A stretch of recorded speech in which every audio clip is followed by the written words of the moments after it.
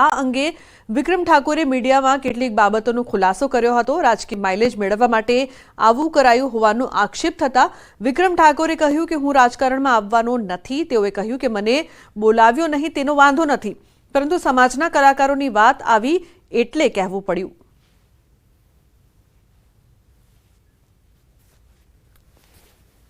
જ્યારે પણ મને લાગશે કે હું રાજકારણમાં જોડાઈશ ત્યારે જોડાઈશ।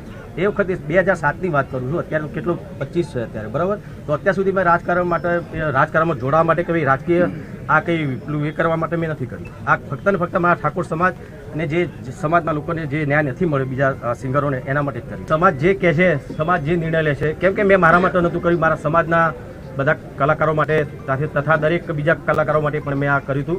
તો એ લોકો જે કહે છે એ હું કરીશ। સામાન્ય કલાકાર છું, મેં લડવા વાળો માણસ નથી ને આખી મીડિયાના બધાને ખબર છે કે વિક્રમ ઠાકોર કેવું માણસ, બરાબર। હું રાજકીય માણસ નથી, રાજકારણ મને આવડતું પણ નથી। તો સરકાર બોલાવશે, સમાધાન કરી લેશું। સરકાર બોલાવશે ત્યારે તો ઠીક વાત છે, પણ મારો સમાજ કહે છે કે એ જે કહે છે એ હું કરીશ। તો વિક્રમ ઠાકોરની નારાજગી મુદ્દે પૂર્વ સાંસદ જુગલજી ઠાકોરે નિવેદન આપ્યું। તેમણે કહ્યું કે ભાજપે કોઈ કલાકારોને નિમંત્રિત કર્યા હોય એવું મને નથી લાગતું।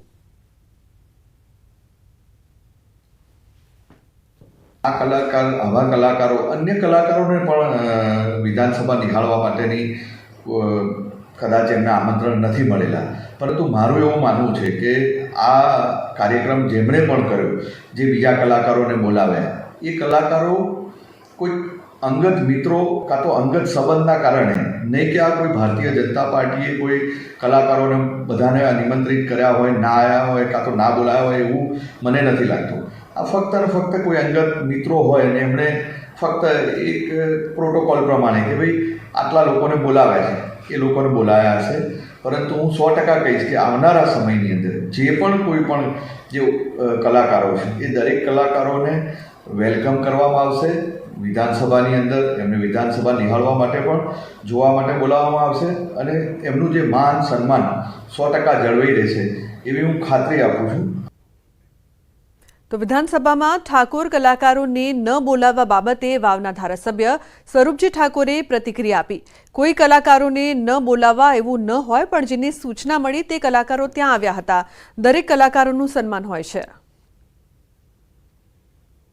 વિધાનસભા ચાલુ સત્ર હતું, એટલે ચાલુ સત્રની અંદર તેમને આવી અને સત્રની જે પ્રક્રિયા થાય એ નિહાળવા માટે કલાકારો તે વધાર્યા હતા અને જ્યારે કલાકારો આવતા હોય તો એમનું માન સન્માન હચવાય એ રીતે માનનીય અધ્યક્ષ સાહેબશ્રીએ એમના માન સન્માન માટે એનું સન્માન કર્યું હતું।